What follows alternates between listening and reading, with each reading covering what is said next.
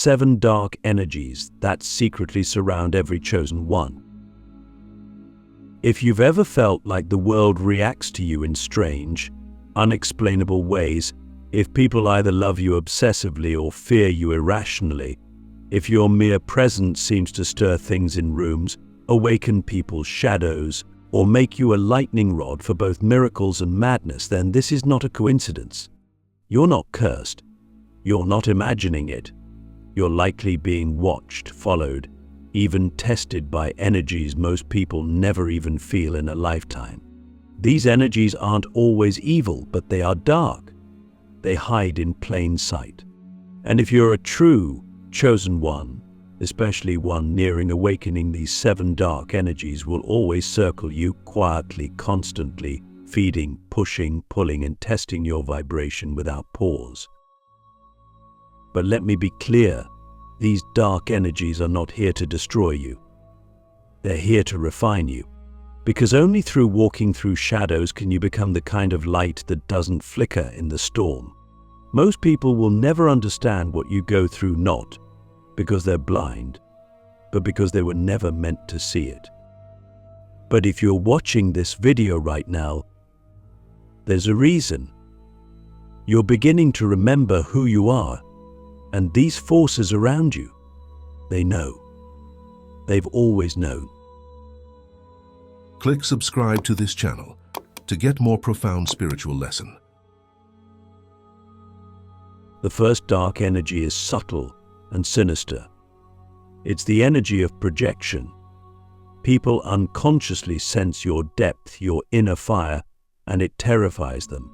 So, instead of facing their own shadows, they hurl them at you. They accuse you of what they secretly are. You'll be blamed for things you never did. People will twist your words, read false intentions into your silence, and react to you with unexplainable hostility or obsession. Why? Because your energy is a mirror, and most people aren't ready to look at what's being reflected back. It's painful. It's triggering. So they project. They try to reduce you to something digestible, because the truth of who you are would dismantle their illusion of safety. And if you're not prepared, their projections can bury you, make you doubt your own soul. But here's the deeper truth. The more intense the projections, the clearer the signal. You are vibrating higher than their mind can comprehend. Next comes the energy of isolation. This isn't your average loneliness. This is sacred exile. It feels like doors close, friends disappear, people betray you for no clear reason. But the truth is, isolation is the universe's brutal kindness. When a chosen one is nearing activation, the noise must be removed. You can't hear your own frequency in a crowd, so everything non-aligned is stripped. And yes, it hurts. You'll question your worth. You'll beg for connection. You might even think you've lost your mind. But in that silence, something ancient awakens. In that space between heartbreak and stillness, your true voice emerges. Do you dare listen to it? And when you begin to find clarity in that isolation, a new energy slithers in. The energy of temptation. This one is beautiful, seductive. It doesn't try to scare you, it tries to seduce you. Suddenly, after years of struggle, you're offered shiny distractions, fast money, attention, admiration, shortcuts to validation. But these offers come with invisible strings. And the price is always your authenticity, always your alignment. The dark energy here doesn't want to destroy your gifts. It wants to exploit them, to twist them into tools for ego instead of soul. And the scariest part, you'll be tempted not when you're weak, but when you're strong. When you finally rise from the ashes, that's when the false throne is presented. Do you sit on it? Or do you walk away into the unknown again? Here's something nobody tells you. Every chosen one's path includes betrayal. Not once, not twice, but repeatedly. That's because the fourth energy, the energy of Judas, always walks beside you. Sometimes it's a friend, sometimes a family member, sometimes a lover, This energy disguises itself as loyalty until the moment it's ready to strike.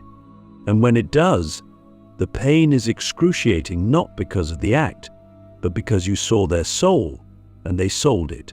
But here's the test. Will you close your heart or open it wider? Will you armor up or let this carve deeper into your compassion?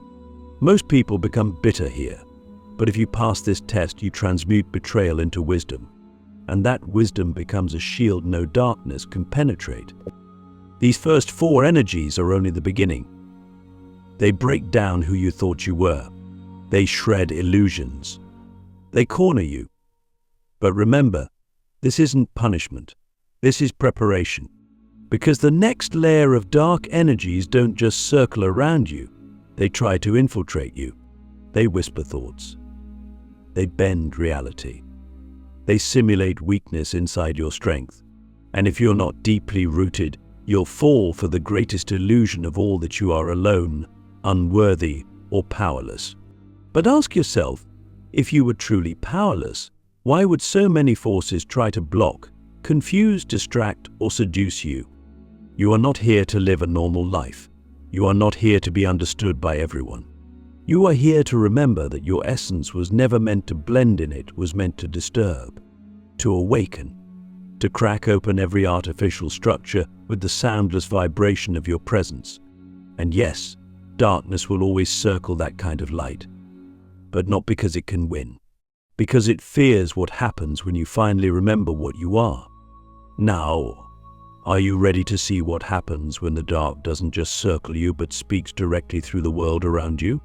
The next part will show you the final 3 energies, the ones that twist reality, test your mind, and forge your ascension through madness. The hidden traps that twist your power when you finally start awakening. When you cross the threshold of ordinary existence into the realm of true awakening, the energies surrounding you evolve into something even more cunning, more layered. The ones you've already met: projection, isolation, temptation, betrayal were the gates. They were the alarms. But once you've walked through them with your soul intact, you begin to vibrate on a frequency that opens the hidden gates of reality. And that's when the deeper dark energies awaken. These aren't outside of you anymore. They become embedded in the spaces between your thoughts, cloaked in symbols, moments, feelings, and strange synchronicities.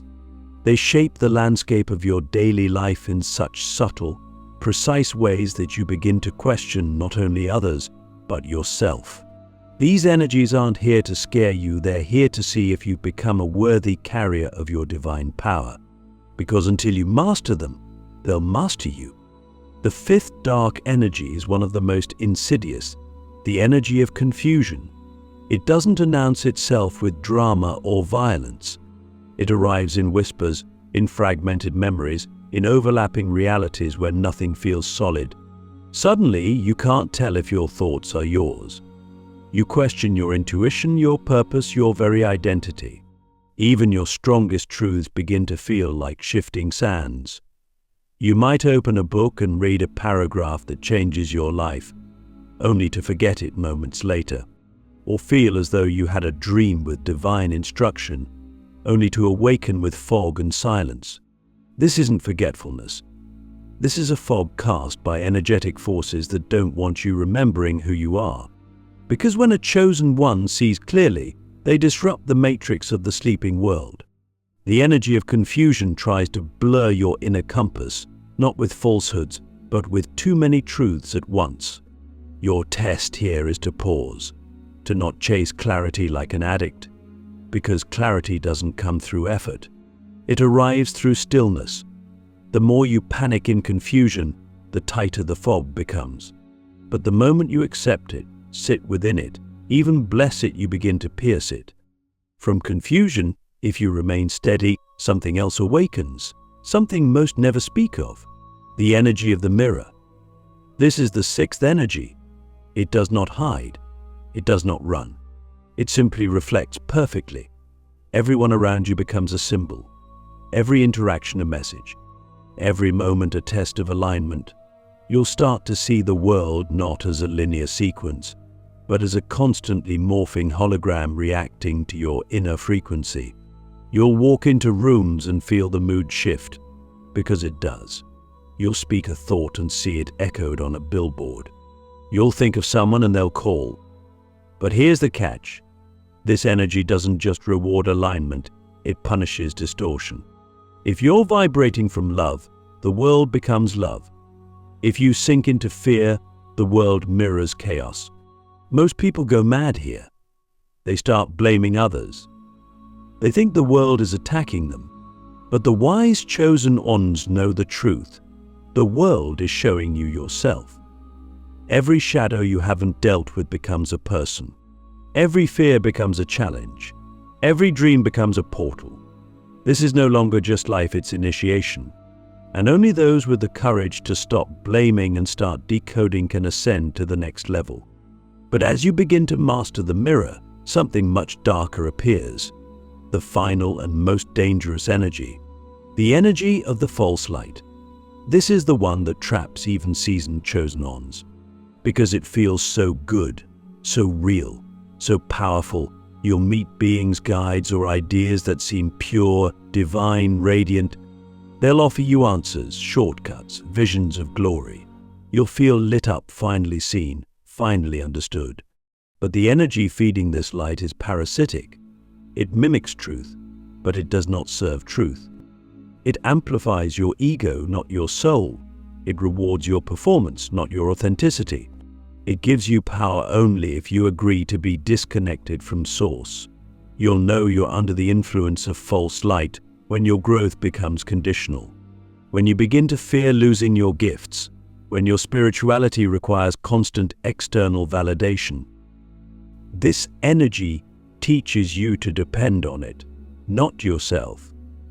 It lures you into worshipping it, whether it's a teacher, a method, a movement, rather than returning to your inner divinity.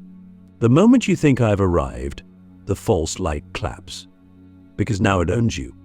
Escaping this energy requires a sacrifice most aren't willing to make, the death of identity. You must be willing to let go of the idea of being special, even the idea of being a chosen one, because those who truly awaken realize that being chosen isn't a title, it's a burden. It's not a badge you wear, it's a fire you carry. A fire that burns away everything false, including your own image of yourself. The more you chase being chosen, the more you remain a pawn. But when you drop the identity, when you choose humility over recognition, silence over performance, alignment over attention, that's when you become unstoppable. That's when the dark energies no longer test you, they respect you. So now we ask the real question: are you still trying to be chosen, or are you finally ready to choose yourself? Because if you are, something miraculous begins to unfold. You begin to see that these 7 dark energies were never your enemies. They were your sculptors. They shaved off the weakness, the vanity, the illusions. They weren't trying to kill you. They were trying to reveal you. And what they revealed was never broken, never lost, never small. It was something ancient, something indestructible, something divine. But this realization is just the threshold. The question now becomes what to do with this power. What happens when all the illusions fall away and you're left only with the truth of your vibration? In the next part, we'll explore the rarest awakening of all, when the chosen one becomes a vessel not just for light, but for the integration of both shadow and soul. The next phase is not about escape, it's about embodiment. The world doesn't need more perfect people. It needs warriors of presence. When the dark energies bow to you, the unspoken power of the fully awakened chosen one, you've made it past the gatekeepers, the illusions, the confusion, the betrayals that were never random but sacred blueprints. Most people spend lifetimes trapped in those cycles. But you, if you're still here, you've pierced the veil. And here's what nobody tells you. Once you've endured the chaos long enough without breaking, the chaos begins to serve you. This is the hidden realm of the truly awakened chosen one. It's not louder, not brighter, not more glamorous. In fact, it's quieter, still, but in that stillness you feel it, the shift. The same dark energies that once tormented you now seem to organize themselves around you. Why? Because you no longer react, you no longer beg for peace, you become peace.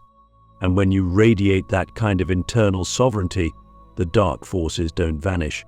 They bow, not out of fear but out of respect. This is the level where alignment becomes your sword. Every step you take cuts through illusion. You begin to see people's masks fall off without them even knowing. You hear lies vibrate differently in your chest. You sense intentions in seconds that others miss in years. But you don't chase revenge. You don't correct or control. You observe. And that observation itself becomes power. The dark energies test to see if you'll use this new sight to dominate or to guide. Many fail here. They think awakening is permission to manipulate, to rise above. But true ascension requires the death of hierarchy. You begin to understand that spiritual power is not about being above anyone. It's about being beneath the storm and still not drowning. You're grounded in something older than time and deeper than space, presence. Let me ask you something deeply uncomfortable. Can you sit in a room of liars and not flinch? Can you love someone who has wronged you without needing to fix them or even tell them? Can you hear people praise you and still feel the silence inside that reminds you this isn't who you are? These are not trick questions. These are the actual initiations of this phase. Because the moment you become unshakable, the universe will shake the people around you instead. And when that happens, you'll see people either get inspired by your vibration or get repelled by it. Let them go. Let them misunderstand you. Let them project. Because you are no longer here to convince anyone, you are here to anchor something. That's why this level is lonelier than the beginning. It's not because you're unloved. It's because your vibration now filters everything. You won't be able to hold long conversations about shallow things. You won't be able to pretend to laugh at things that are misaligned. You'll crave depth, silence, truth. You'll cry not because you're sad, but because everything feels sacred. And you'll find yourself laughing at things that once broke you, not out of arrogance, but because you see the cosmic joke now. This is the moment when your energy becomes medicine.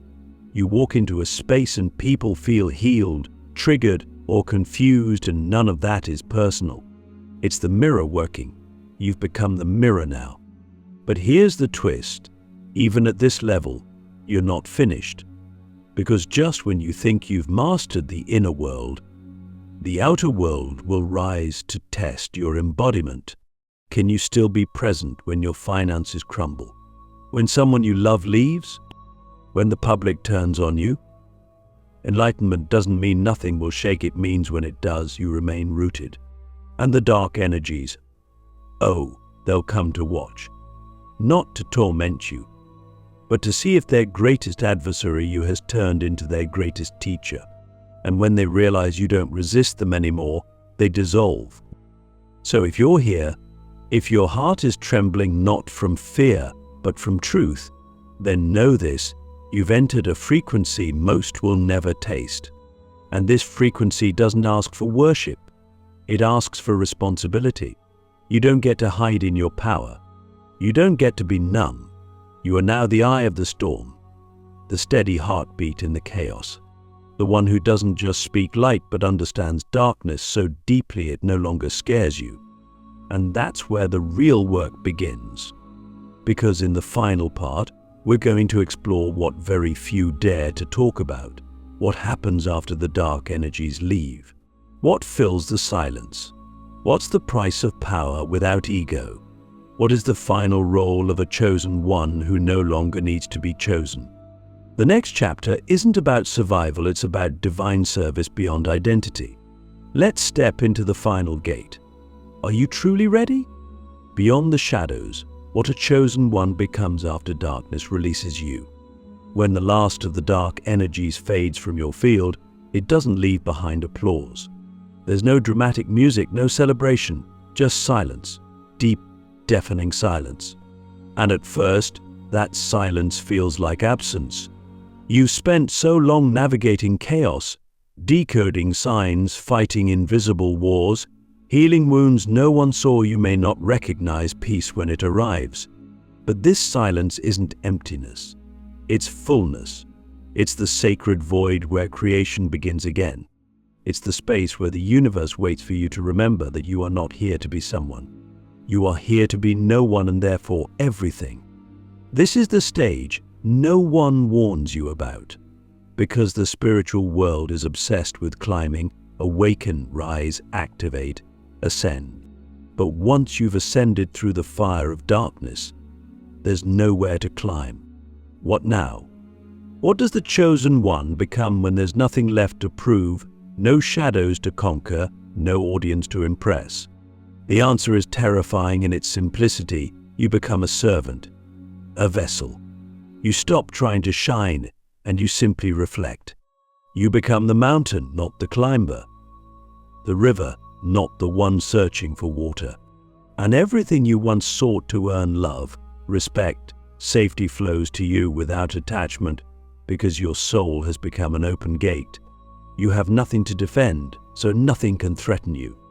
But here's the final truth. This stage is the most powerful and the most dangerous, because it tempts you to disappear, to retreat from the world, to dwell in your solitude forever. And while that's beautiful for a time, the real challenge is this: will you return? Will you bring this light back to a world still choking on illusions? Will you walk back into the fire not to fight, but to illuminate? Most won't, and that's okay. But some of you will hear the call. You'll walk into spaces that once triggered you and bring peace. You'll sit across from people who wronged you and radiate presence. You'll speak words no one else dares to say, not to be heard, but because truth must flow through you like breath. You'll become a portal, a living reminder that the divine never abandoned this place. It simply needed a vessel brave enough to return. And now you're no longer asking, why was I chosen? Because you know you weren't chosen to be above anyone. You were chosen to stand among them, invisible and powerful, guiding the frequency of the room without uttering a word. You were chosen because you remembered when others forgot that light was never the absence of darkness, but the acceptance of it. You were chosen because you could see demons and not flinch, feel pain and still stay open, lose everything and still bless the emptiness. So now the question is no longer what will I gain, but how much can I give without draining? How much love can you pour into broken places without trying to fix them? How many silent prayers can you offer for strangers who will never know your name? Can you burn and still remain soft? Can you lead and still disappear? These are the final initiations. Not cosmic tests, but sacred invitations. Invitations to live without armor, to serve without agenda, to embody divinity without ever needing credit. And when you do that, something miraculous happens.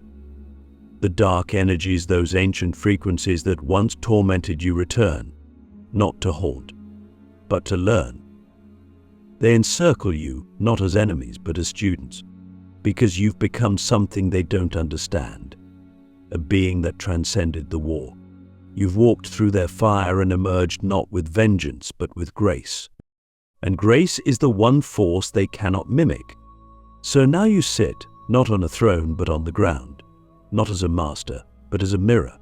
And people will come, not for answers, but for presence. And your greatest gift is this: you no longer need to be understood. You are not here to be known, you are here to be. Welcome, chosen one. You've returned, not as a seeker, but as a source. And the world has been waiting for you.